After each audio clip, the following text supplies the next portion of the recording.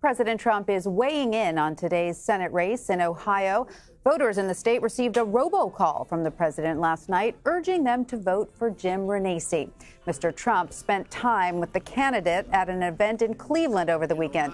He says only Renacci can defeat Democratic incumbent Sherrod Brown come November. Voters will also determine today who will face off to succeed Governor John Kasich. On the Republican side, the state's sitting attorney general is squared off against the sitting lieutenant governor, while on the Democratic side, a former Obama administration official is looking to beat a former congressman and Fox News talking head. With more on all those races, we wanted to bring in Jeremy Pelzer in Columbus, Ohio. He's a politics reporter for Cleveland.com. Jeremy, thanks for joining us.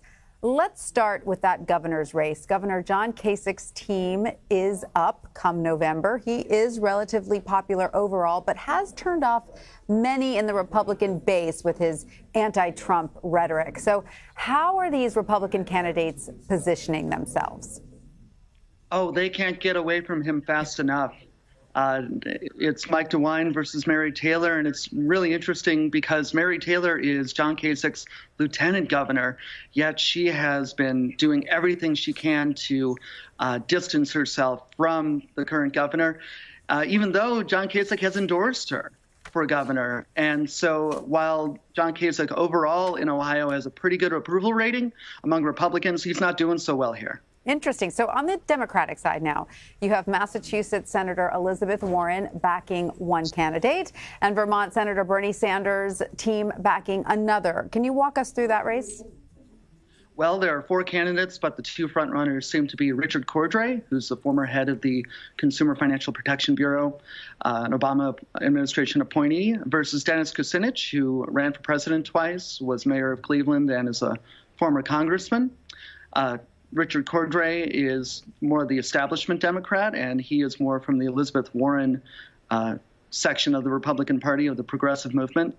And meanwhile, Dennis Kucinich is more of the Bernie Sanders style populist, and he has proposed a number of very, very liberal things, including a complete ban on oil and gas drilling in Ohio.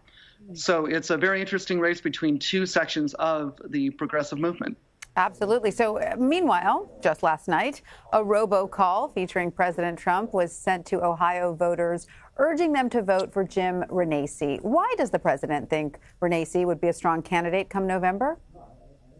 Well, while everyone's been running away from Kasich, they've been running toward Trump and Renacci from the beginning. Renacci initially was going to run for governor, but when Treasurer Josh Mandel dropped out of the Senate race, Renacci actually went to the White House.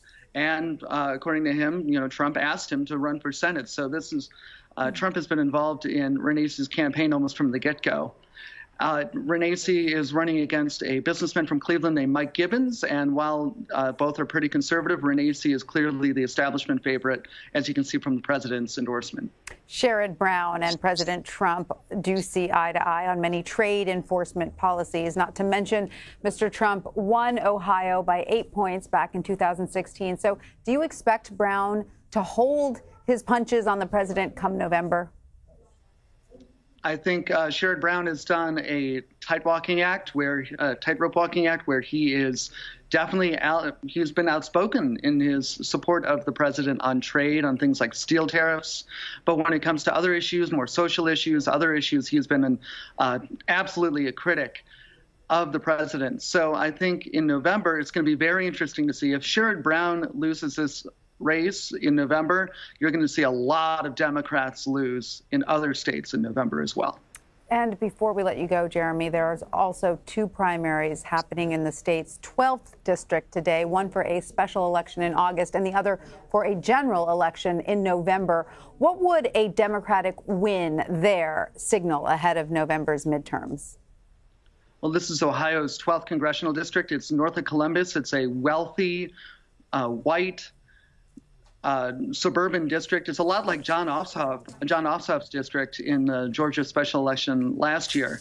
If a Democrat can win this would be a big canary in the coal mine for the Republicans, because this has been a traditionally Republican district, and it's not gone Republican for a while, so this would be a definite blow to the Republicans if the Democrats can pick this one up. It'll be fun races to watch for sure. Jeremy Pelzer, thank you. Thank you.